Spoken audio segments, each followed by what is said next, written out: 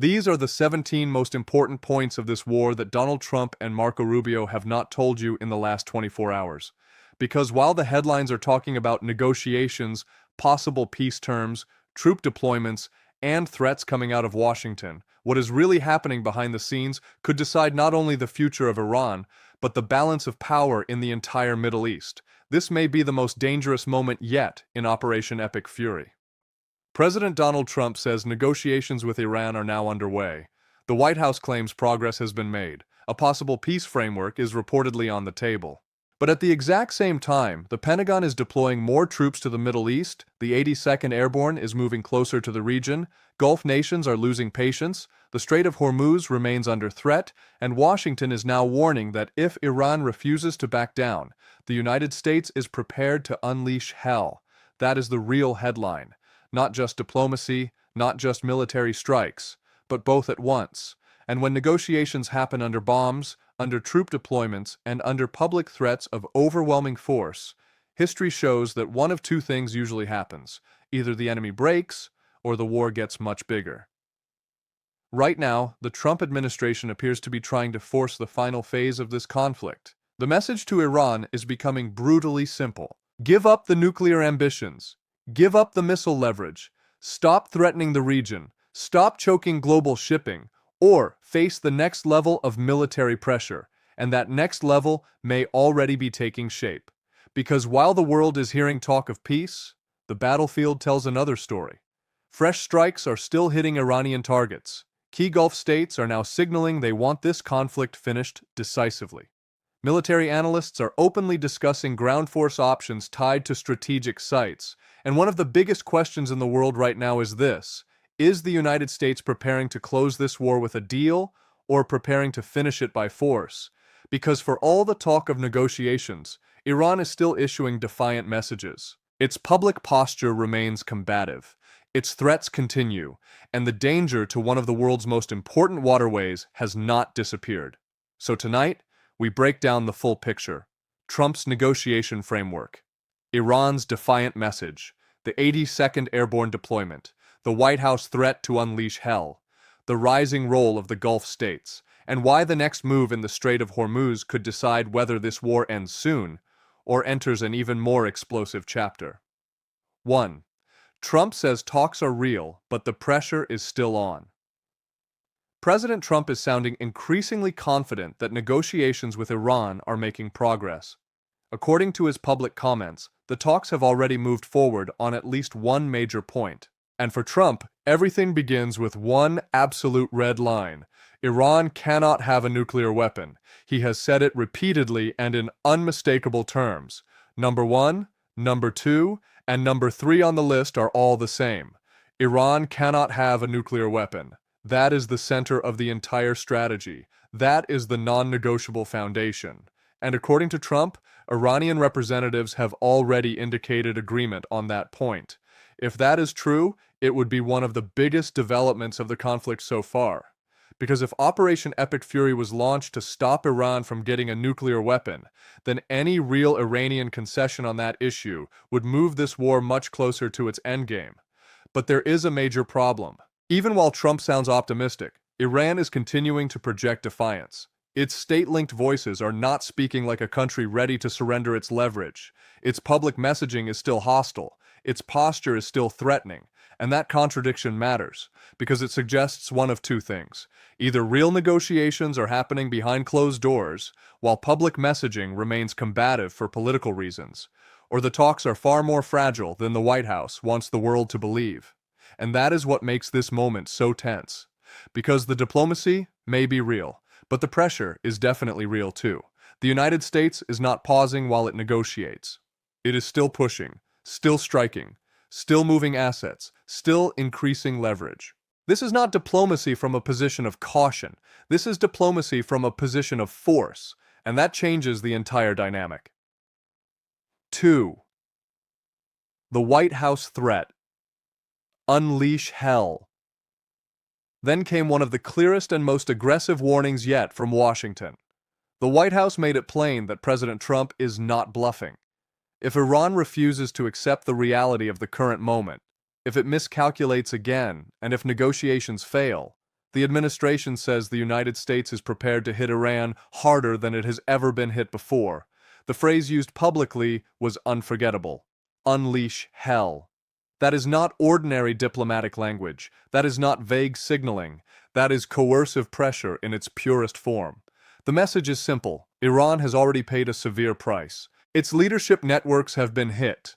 Its military capacity has been degraded. Its air defenses have taken damage. Its regional posture has weakened. And if Tehran still refuses to move, then the next phase will be even more punishing. This is the kind of language designed to do two things at once. First, scare the regime. Second, reassure allies that the United States is not looking for a weak or cosmetic outcome. In other words, Washington wants Iran to believe that a deal is still possible, but also that refusing that deal could be catastrophic. That balance between off-ramp and threat is at the heart of Trump's strategy right now.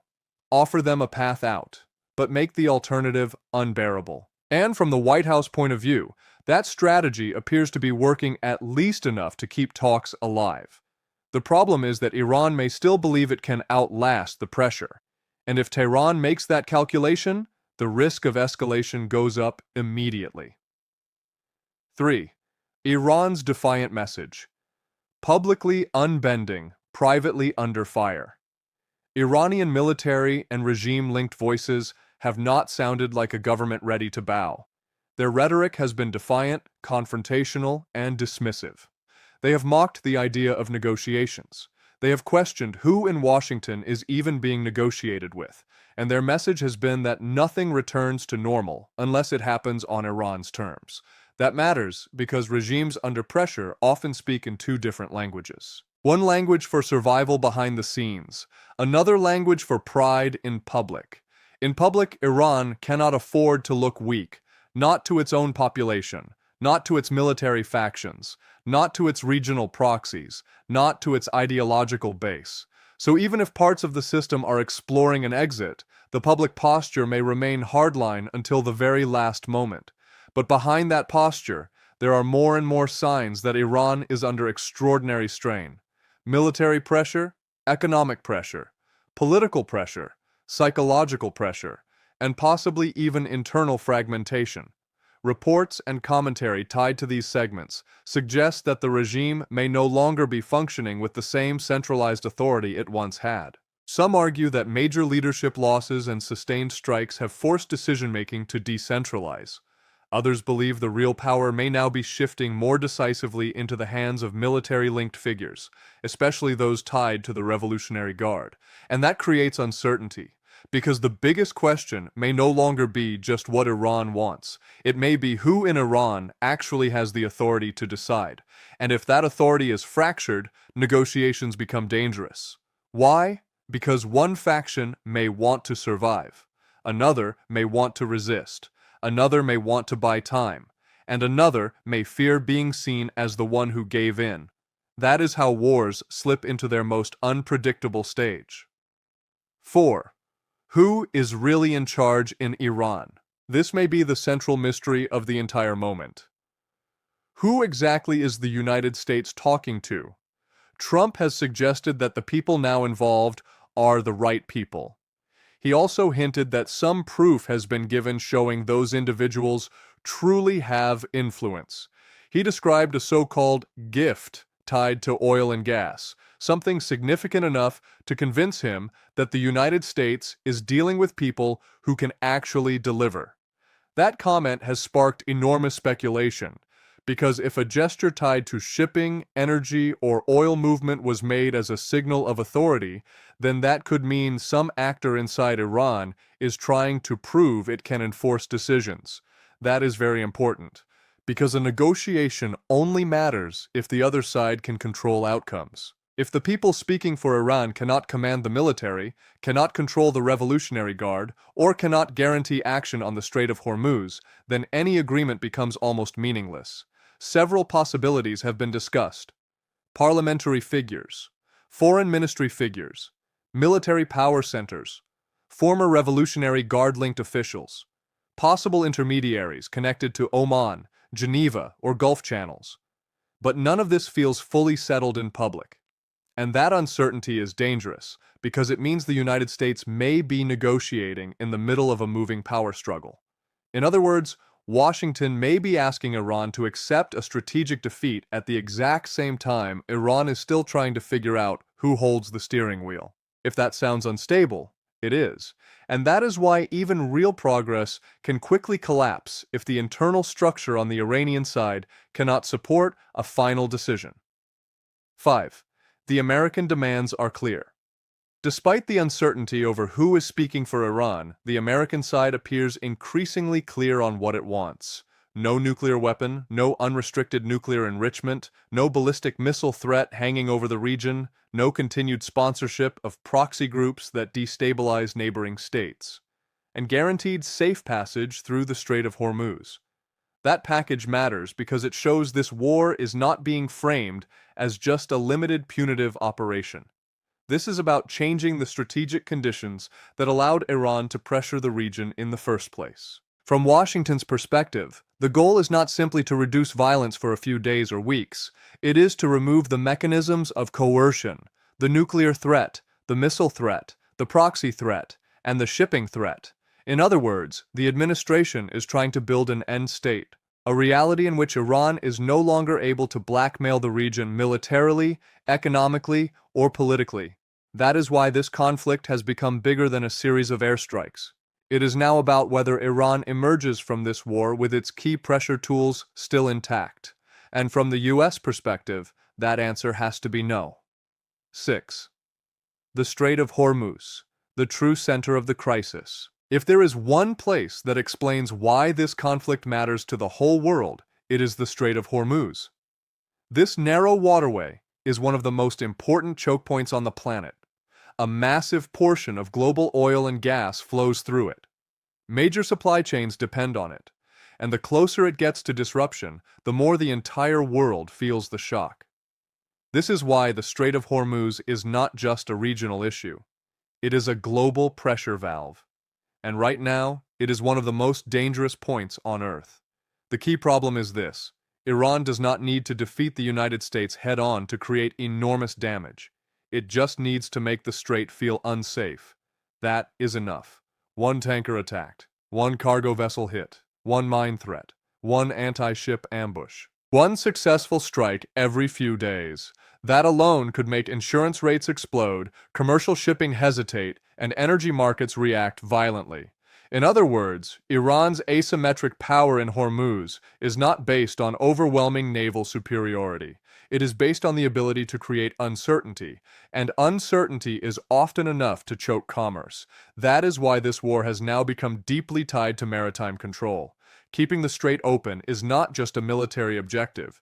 It is an economic necessity, a political necessity, and from the point of view of America's Gulf allies, a survival necessity. 7. Why the hard part may only be beginning. One of the most important strategic points made across these reports is that the early bombing phase of a war can appear clean and successful compared to what comes next. That is the warning now being repeated. The United States and its partners have already hit many important targets. They have disrupted infrastructure, damaged military assets, degraded projection capability, and pressured the regime heavily. But military experts keep warning that the easiest part may already be behind us. Why? Because the visible targets go first. The exposed systems, the static sites, the known installations, the facilities that can be reached quickly from the air. What remains after that is often much harder. Hidden capabilities, asymmetric tools, mobile threats, mine-laying vessels, coastal launch zones, buried assets, fragmented command structures, and strategic points that cannot simply be bombed into long-term safety. That is especially true in and around the Strait of Hormuz. You can hit targets there, but permanent safety requires more than strikes. It requires control, presence, surveillance, rapid response, and possibly the ability to seize or secure key positions if the threat continues. That is why so many people are now focusing on troop movements, because once the discussion shifts from bombing to securing, the war enters a very different category. And before we go any further, if you still haven't liked this video or subscribed to the channel, go do it right now. Don't miss more analysis like this that only we bring you here on America First Watch. Because while the mainstream gives you headlines, here we break down what is really happening behind the scenes, what matters most, and what could happen next before everyone else starts talking about it. So hit like, subscribe, and stay with us, because what comes next may be the most important part of this entire war. 8. The 82nd Airborne. Why this deployment matters now to one of the biggest military developments. The Pentagon is deploying more troops to the Middle East. Roughly 1,500 additional personnel are part of that move, and among the most closely watched details is the role of the 82nd Airborne. That immediately gets attention, because the 82nd Airborne is not just another formation. It is one of the U.S. military's most ready and rapidly deployable forces. Its involvement signals seriousness, it signals preparation, and above all, it signals options. The administration has made it clear that President Trump wants to maintain options at all times. That means options for deterrence, options for rapid action, options for contingency operations, and, if necessary, options for securing key strategic locations. That is where the discussion becomes especially important, because military analysts and officials have openly connected troop movements to possible operations involving important sites tied to Iran's leverage. That includes places associated with oil infrastructure, islands tied to Hormuz control, and even locations connected to highly enriched uranium or shipping disruption. Now, publicly discussing these options can serve more than one purpose. It could reflect real planning. It could be a negotiation tactic. It could be psychological warfare. Or it could be all three at once. But whichever explanation is most accurate, the signal is unmistakable.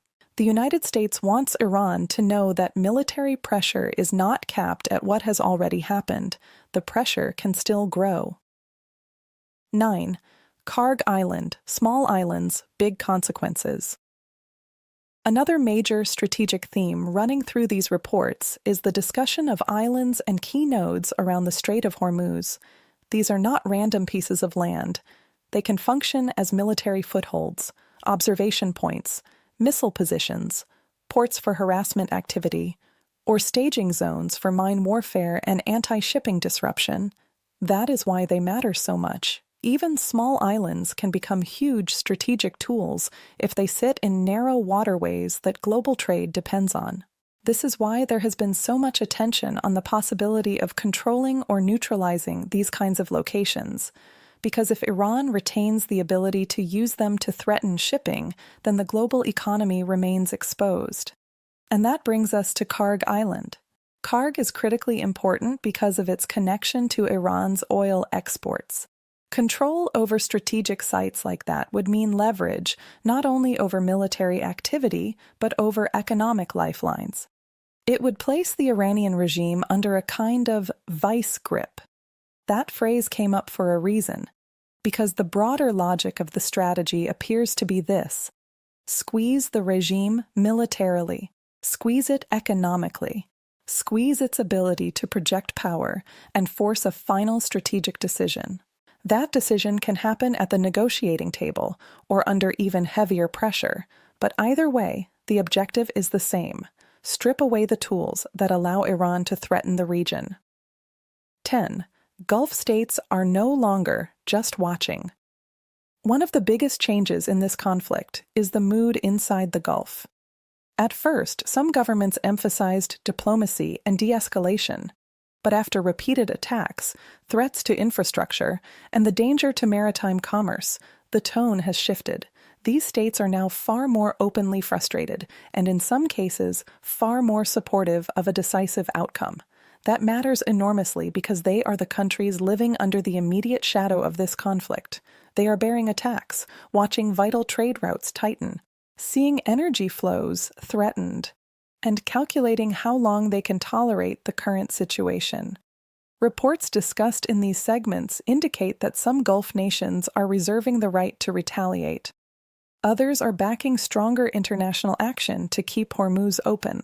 There is also reporting that leaders in the region want the current pressure campaign to continue until Iran is weakened enough that it no longer poses the same threat. That is a very important shift, because it means America's regional partners are not simply asking for temporary calm, they want a durable outcome, a real one. From their point of view, there can be no stable region if Iran can still threaten shipping, still bankroll proxies, still wield ballistic missiles as leverage, and still move toward nuclear weapon capability. And because of that, Gulf pressure is now helping reinforce Washington's approach. Diplomacy, yes, but backed by maximum leverage. 11. The UAE view. This is not just a regional war. Another powerful idea that emerged from the material you gave me is the Gulf argument that what happens in the Gulf does not stay in the Gulf. That is absolutely true in this case. The Strait of Hormuz is not a local issue, it is a global artery. A fifth of the world's oil and gas moving through one strategic corridor changes everything: fertilizer inputs, global food systems, industrial production, shipping schedules, insurance markets, energy prices. All of it becomes vulnerable when that corridor is threatened. This is why some voices in the region are framing Iran's actions as an attack not just on specific states, but on the world economy itself. That is a major framing battle, and it matters because it internationalizes the conflict. It turns it from a US-Iran standoff into a global stability issue. If enough countries adopt that view, then keeping the strait open stops being an American burden alone. It becomes a shared international necessity. And once that happens, the diplomatic isolation around Iran grows, the coalition logic expands, and the cost of continued defiance rises further. 12. What Iran wants and why it may not matter much. Iran's side of the negotiation appears to include demands such as compensation for the war, sovereignty-based claims over Hormuz arrangements, and other conditions that Washington is highly unlikely to accept. That is why so many observers treat these demands as less of a real final position and more of an opening posture. In negotiations like this, especially after weeks of conflict, both sides often posture publicly. But the deeper reality is usually about leverage. And right now, the balance of leverage appears to favor the United States and its partners. That does not mean Iran has none. It still has the power to create disruption, still has missiles, still has proxy tools, still has asymmetric options, still has the ability to create pain in maritime routes, but what it seems to lack is the position of confidence it once had. That matters, because leverage in war diplomacy is not about looking proud on television. It is about what each side can continue to bear.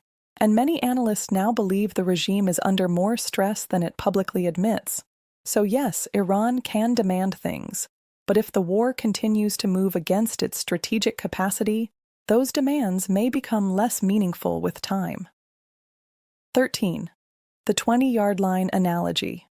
Close, but not finished. One of the best ways this situation was described is with the football analogy that the United States is now on Iran's 20-yard line. That image captures the moment perfectly, close to the end zone, close to the point of final payoff, but not there yet, and the last 20 yards are always the hardest. Why? Because the easy gains are behind you. The enemy is compressed, the pressure is intense, mistakes become more costly, and every remaining move matters more. That is exactly where this war seems to be. The early momentum has been built, Iran has been hurt, the region has been shaken, the leverage has been constructed. Now the question is how to finish. Do you finish through negotiations backed by overwhelming force? Do you finish by expanding military control over the strategic points that matter most?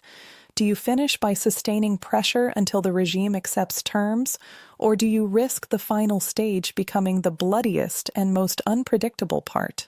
That is the dilemma now, and that is why this moment is so important. 14.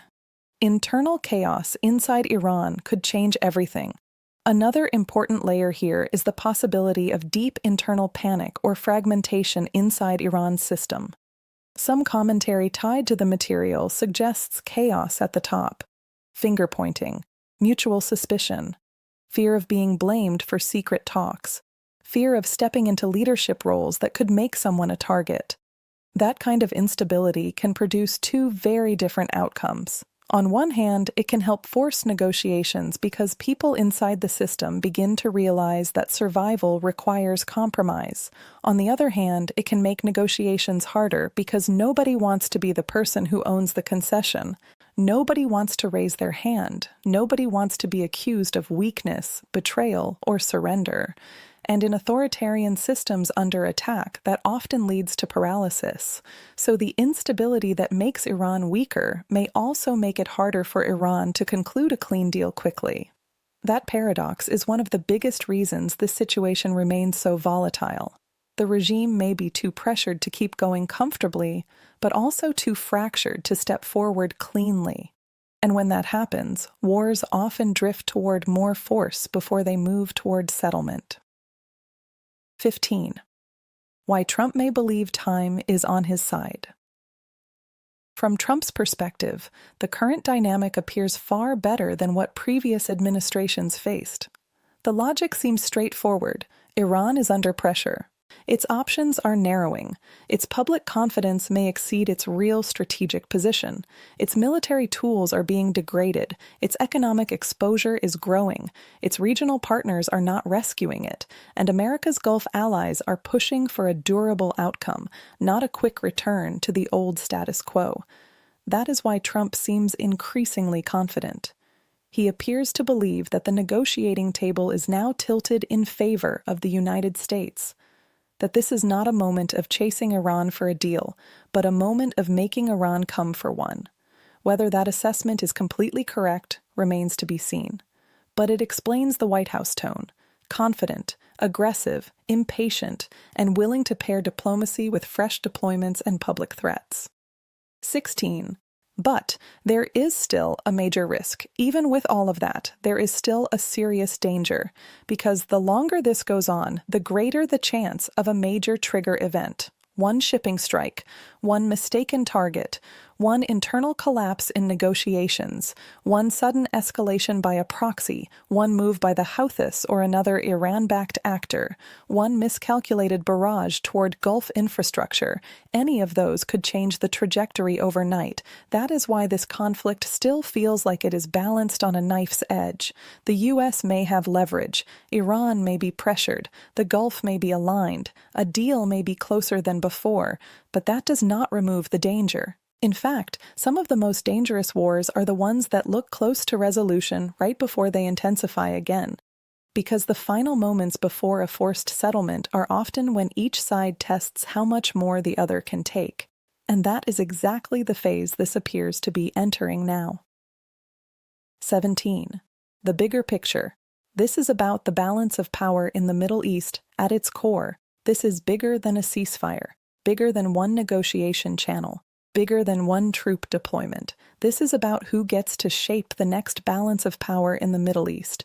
Can Iran still emerge from this war with meaningful strategic leverage? Can it still threaten shipping? Still intimidate its neighbors? Still hold nuclear ambiguity over the region? Still sponsor coercive networks and proxies? Or does this conflict end with those tools sharply reduced? That is the real prize at stake, because whatever happens next will not just determine how this war ends, it will influence the region for years, maybe longer. That is why the language from Washington is so severe, why the Gulf states are so tense, why troop movements matter so much, and why the Strait of Hormuz has become the center of the global conversation. So where does everything stand right now? President Trump says progress is being made. Iran still talks like it refuses to bend. The White House says the president is prepared to unleash hell. The Pentagon is moving more troops. The 82nd Airborne is entering the picture. The Strait of Hormuz is still under enormous pressure. And Gulf nations are no longer content with vague diplomacy or temporary calm. This is where the war stands. At the edge of a possible deal. At the edge of a possible escalation. At the edge of a decision that could either force Iran into a new reality or push the entire conflict into a more dangerous and more explosive final chapter. Because when peace talks happen under airstrikes, when troop deployments grow during negotiations, when allies demand stronger action, and when the world's energy lifeline is still at risk, the next move does not just matter. The next move can change everything. So now the question is yours. Does Iran take the deal before the pressure becomes unbearable? Or does this end with the United States and its allies forcing the issue militarily? Because one thing is already clear. This is no longer just a warning phase. This is the end game. And the end game may be closer than anyone realizes.